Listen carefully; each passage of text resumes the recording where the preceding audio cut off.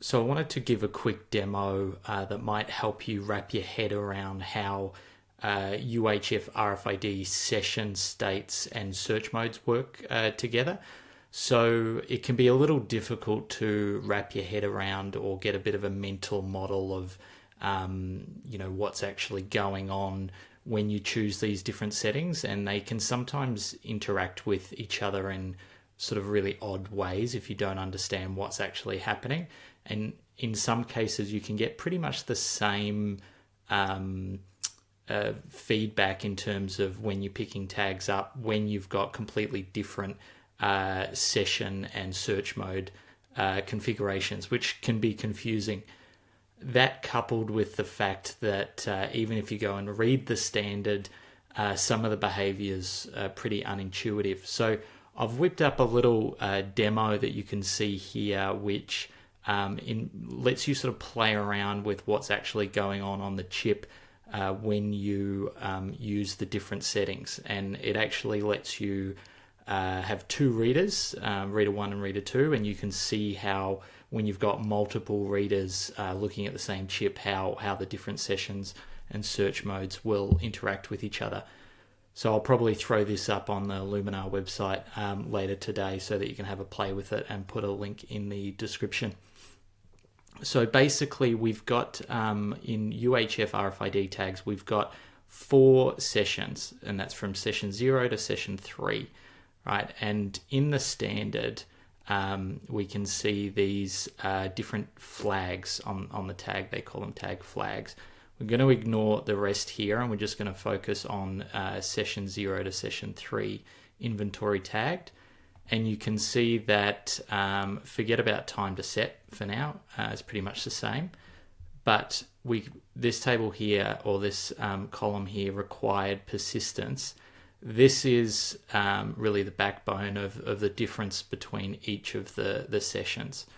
So you can think of a session as basically a switch on the tag, and each session has 2 states, A or B, and you can think of that as on or off, but A or B is what the standard defines it as.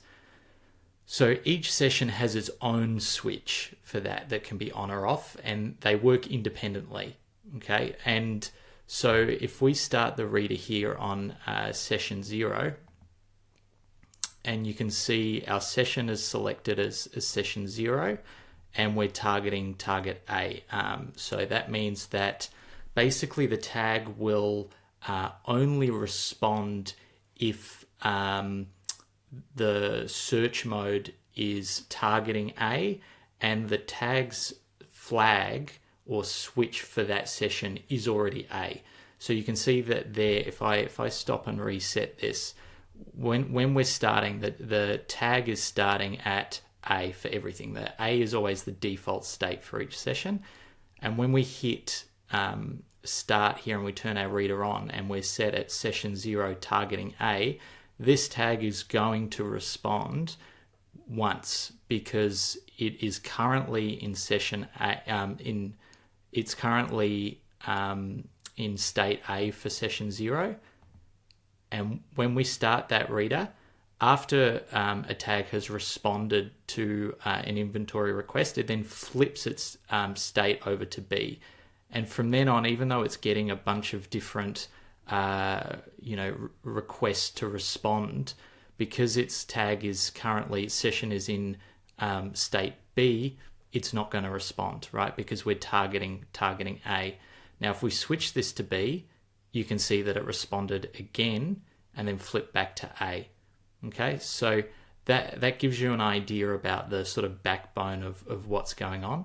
Now, if we switch this to A to B, all right, it's just going to flick back and forth, right? Because the reader is targeting A, switching it to B, and then it's going to target B and switch it back to A, and so on. So now, in terms of the difference between the sessions, so just to reinforce that they're not related, if we go back to target A and we're staying in state B here, if we get a second reader and we have it in session 1 and we start this reader, the tag's still going to respond, All right. So because we're selecting a different session flag here, so each separate session on the chip doesn't actually interact or affect the other sessions there. So it makes it pretty a bit more intuitive now. You can see why if you've got different settings on different readers, why a tag might respond to one reader and not the other. If we're targeting session 0 and it's only got one flag for each session. So if we stop this reader here and we stop this, and I'll just reset the filter. So if we target the same session for both, all right, so we say, all right, we're going to target A on session 0 from both readers. If we turn this on and then we turn on reader 2, we're not going to get a response, right? Because this session on this particular chip is already on B, right? Now, if we change this over to session 1, all right, all of a sudden we do get some reads because these are independent of each other. So the main differences between the sessions is basically how long the tag will stay in the B state for. All right, not always a B state, but for argument's sake, just worry about A to B. We're not going to get into reverse select or selecting B to A. We're just going to talk about A to B because it'll help you get a picture of what's going on. So for session 0, if we go to the standard, we can see here that while the tag is energized, right, it's going to stay in B state indefinitely, forever, basically. All right, and then when the tag's not energized, there's no persistence. So the persistence value is how long it's going to stay in B state, and for each session there is tag energized and tag not energized persistence, and those two are different generally for each session. So here, if we go back and we turn on session 0, we can see that while the reader's on, it's only going to respond once, right? And it doesn't matter if other readers come in, right? If I start this reader and then stop this one, right, it's still going to stay in B state. And then if we start it again, it's in B state, and we didn't get another read here because it's the tag is energized and it's got some form of power. It's going to stay in B state forever, and you could leave this overnight. The tag's only going to respond once. Now, when we go back to the standard, we can see tag not energized, none. As soon as we turn the power off, it flicks straight back to A state straight away. So there's no persistence while it's off. So it's instantly going to revert back to A state. Now, that's what the standard says, and this is one of the gotchas for session 0, because while it says tag energized indefinite, right, while that's technically correct, even while you're doing an inventory of a tag, the tag is going to experience times when it's not energized, even if it's sitting right on top of a reader and it's getting absolutely hammered with RF. And that's due to a couple of reasons, but one of the main ones is frequency hopping and also antenna hopping. So the reader will hop onto different frequency channels in order to avoid collision with other readers and some other reasons. And it will also flick all of its power through all of the different antennas that are connected to it. So in that case, the tag, even though you've got the reader on and you're blasting it right in front of an antenna, it's still going to have microseconds where it's not getting any power as the reader channel hops or switches antennas. And because this tag not energized is set to none, right, it's instantly going to flick back. This means that in reality, even though, right here in our sort of idealized example, we've got the session 0 flag staying in B. If we go simulate channel hopping, right, this gives you a bit of an idea about what you're actually going to see in the field, which is, these small little blips as we simulate channel hopping on the reader, and you're actually going to get a bunch of different reads. So this is one of those areas where you know, the what you read in the standard can deviate from what you're actually going to see out there in the field. So session 0, in reality, when you use it with a single target like this, basically you're going to see a myriad of reads, and it's going to be a lot faster than this generally, right? Because the reader's channel hopping very, very quickly. So you're going to see rapid fire reads with session 0 here. All right, so if we stop and reset here, so session 1 basically has the same persistence range, both wireless energized and not energized. All right, and that is between 500 milliseconds and 5 seconds. It's going to stay on. It's different depending on the chip that you're using, but generally it's going to be the same. So what you're going to see from session 1 is like a steady stream of it flicking back and forth, right, as it gets inventoried. So we can see that here. If we go to session 1, target A, we can see the little timer behind here that flicks, right? So this is, you know, between 500 milliseconds and 5 seconds. I can't remember what I set it to. I think it's about a second. And you can see that even if we all right, my channel hopping demo is not working for session 1. I'll need to fix that. But regardless, if we stop and start this, you can see that even when it's not getting power, that same timer is staying on. So that means that even while you're getting frequency hopping, the tag might move in and out of the field a little bit. You're going to get a pretty steady stream of reads. So this can be really good for something like a smart shelf or something like that, where you want to know when a tag has left the area, because you're going to get a repeatable stream of reads from the tag. And then once you no longer get that stream, you know that it's left the field of view. So that's one of the examples for session 1. And again, if we go here and we go to session 1 on the second reader, we can see that while we're targeting A, it's only going to get one response. All right. And now we're not getting any on session 2, or it's flipping between them because it'll only respond and be sent back once by one reader. So generally, in these sort of session 1 single target scenarios, you're just going to be using one reader for like that sort of smart shelf, or you want to know something's left the field. Okay, so session 2 and 3 are exactly the same. All right, and use these ones quite often. Basically, while the tag's energized, the tag will stay on in the B state indefinitely, the same as session 0. All right, but the difference is that while it's not energized, basically it'll stay in B state for over 2 seconds. All right, so it doesn't say how long the max is for that, but it's a minimum of 2 seconds.